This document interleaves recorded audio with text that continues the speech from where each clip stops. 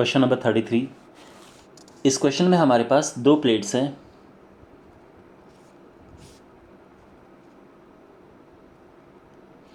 Plates की जो length है दैट इज L। एक चार्ज यहाँ एंटर करता है। अब ये जो प्लेट्स हैं, इसमें पॉजिटिव चार्ज है और इस वाले प्लेट में नेगेटिव चार्ज है। तो अगर एक माइनस चार्ज एंटर करता है तो माइनस चार्ज जो है प्लस प्लेट की तरफ झुकना शुरू कर देगा बिकॉज ऑफ अट्रैक्शन। तो हमारे पास ये जो चार्ज है ऐसे आया, लेकिन इसने ऐसे जाना शुरू कर दिया। तो आप देख सकते हैं कि ओरिजिनली जो इस चार्ज की लाइन है वो ये है। ओके फाइन, ये जो लाइन है चार्ज की है। तो अगर बीच में कुछ भी नहीं होता, ये प्लेट्स नहीं होती, तो आप समझते हैं कि जो चार्ज है वो किस तरफ जाना चाहिए था, वो सीधे ऐसे चला जाता। लेकिन अब बिकॉज प्लेट्स हैं तो एक इलेक्ट्रोस्टैटिक अट्रैक्शन की वजह से चार्ज यहाँ पे चला गया। तो इतना जो डिस्टेंस ये चला है ये इसका डिफ्लेक्शन है, और ये डिफ्लेक्शन एस ले लेते हैं। और हमें ये एस फाइंड करना है कि ये डिफ्लेक्शन क्या है जब चार्ज ने एंटर किया और जैसे बाहर निकला, तो इस दौरान जो अपने रास्ते से कितना भटका है। तो आई होप आपको क्वेश्चन समझ आ गया होगा। तो यहाँ पे सबसे पहली बात आपको एक चीज़ ध्यान रखनी है, यहाँ पे जो एक्स एक्सिस है, एक्स एक्सिस में इसमें कोई एक्सेलरेशन नहीं है, यहाँ पे कोई एक्सेलरेशन नहीं है। लेकिन जब हम बात करते हैं वाई एक्सिस की तो इसमें एक्सेलरेशन है। उसका रीज़न ये है कि जो वाई एक्सिस है उसमें इलेक्ट्रिक फील्ड अप्लाई हो रखा है। इलेक्ट्रिक फील्ड की डायरेक्शन ये अलग बात है, इस तरफ है, ये इलेक्ट्रिक फील्ड की डायरेक्शन है, क्योंकि इलेक्ट्रिक फील्ड पॉजिटिव और नेगेटिव होता है, लेकिन चार्ज हमेशा इलेक्ट्रिक फील्ड के ऑपोजिट जाता है। तो एक्सेलरेशन किस वजह से है, ये इलेक्ट्रिक फील्ड की वजह से। तो एक एक करके सारी चीज़ें कैलकुलेट करते हैं।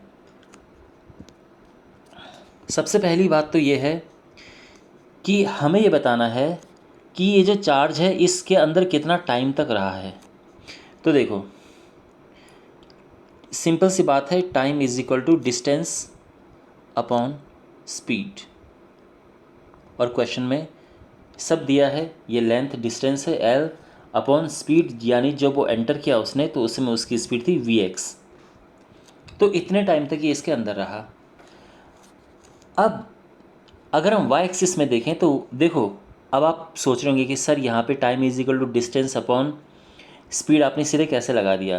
तो माय डियर, जब भी हमारे पास एक्सेलरेशन ज़ीरो होता है तो हम सीधे से ये फॉर्मूला लगा सकते हैं कि speed is equal to distance upon time, या time is equal to distance upon speed. ये अप्लाई कर सकते हैं जब हमारे पास एक्सेलरेशन ज़ीरो है। तो एक्स एक्सिस में कोई एक्सेलरेशन नहीं है, एक्सेलरेशन केवल वाई एक्सिस में है। अब बात करते हैं वाई एक्सिस की। तो सबसे पहले तो देखो एक्सेलरेशन है क्या। एक्सेलरेशन होता है फोर्स अपॉन मास। तो फोर्स क्या है, तो फोर्स है चार्ज इनटू इलेक्ट्रिक फील्ड। निकल गया एक्सेलरेशन। अब हमें निकालना है एस। तो सिंपल सी बात है, S is equal to U T plus half A T square. अब इसमें बात यह है कि एक्स एक्सिस में ही ये एंटर किया, वाई एक्सिस में इनिशियल वेलोसिटी कुछ नहीं है, तो ये तो हो गया ज़ीरो। हाफ एक्सेलरेशन क्या है, acceleration is Q E upon M. और उसके बाद जो टाइम है वो क्या है, एल अपॉन वी। यहाँ पे देख सकते हैं ना आप, टाइम हमारा ये एल अपॉन वी है। तो बिकॉज यहाँ पे टी स्क्वायर है तो हम भी यहाँ पे लिखेंगे L square upon V X square, और ये हमारा आंसर आ गया। ठीक है, तो आप देख सकते हैं हमें यही प्रूव करना है। क्यू जो इसकी लैंग्वेज है वो कुछ इस तरह से है, Q E L square upon नीचे 2 है, एम है, एंड वी एक्स का स्क्वायर है।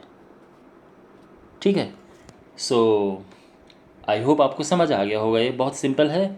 And well, take care, see you in the next video.